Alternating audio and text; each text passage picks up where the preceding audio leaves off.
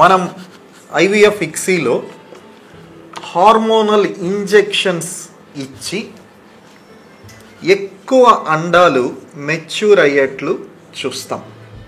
ఒకటికి బదులు ఒక 8, 10, 12 ఇన్ని ఎగ్స్ మెచ్యూర్ అవుతాయి. ఈ మెచ్యూర్ అయిన ఎగ్స్ ఇంకా 1 అవర్లో రిలీజ్ అవుతాయి అనగా 1 అవర్లో రిలీజ్ అవుతాయి అనే దానికి ముందు పికప్ చేస్తాం.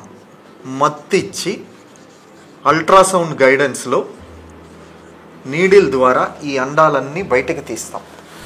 హార్మోనల్ ఇంజెక్షన్స్ వలన ఇవి ఎప్పుడు రిలీజ్ అవుతాయి అనేది కూడా మనం దాన్ని మ్యానిపులేట్ చేసి ఆపొచ్చు.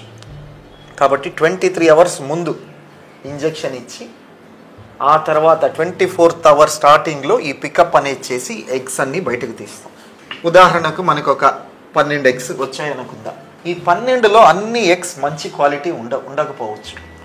ఒక 8 అలా మంచి క్వాలిటీ ఉండొచ్చు. ఈ ఎగ్స్లోకి హస్బెండ్ స్పర్మ్ని ఉన్న స్పర్మ్స్లో బెస్ట్ స్పర్మ్ ఇమ్సీ అనే టెక్నాలజీ ద్వారా బెస్ట్ స్పర్మ్స్ సెలెక్ట్ చేసి డైరెక్ట్గా ఈ ఎగ్లోకి ఈ స్పర్మ్ని ఇంజెక్ట్ చేస్తాం. ఇది అండర్ మైక్రోస్కోప్ జరుగుతుంది. దీన్ని ఇక్సీ అంటాం.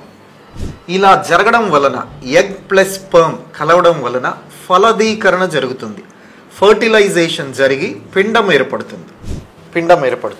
ఇప్పుడు మనకి ఒక 8 పిండాలు వచ్చినాయి.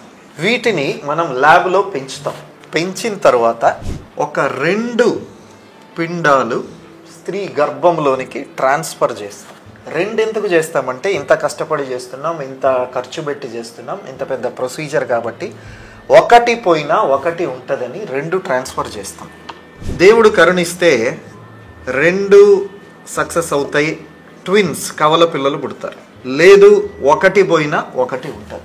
2 పోయినాయి అనుకోండి, ఒకవేళ 2 ఫెయిల్ అయిపోయినాయి, అలాంటప్పుడు మనకి మిగిలిన ఎంబ్రియోస్ ఉంటాయి.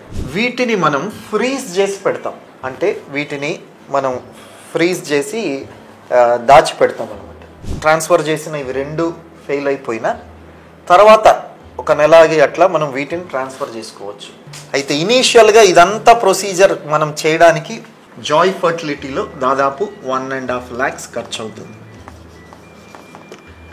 అయితే సెకండ్ టైం చేసుకోవడానికి ఆల్రెడీ ఫ్రీజ్ చేసిన ఎంబ్రియోస్ ఉంటే సెకండ్ టైం చేసుకోవడానికి ఒక 50,000 to 60,000 ఖర్చు అవుతుంది.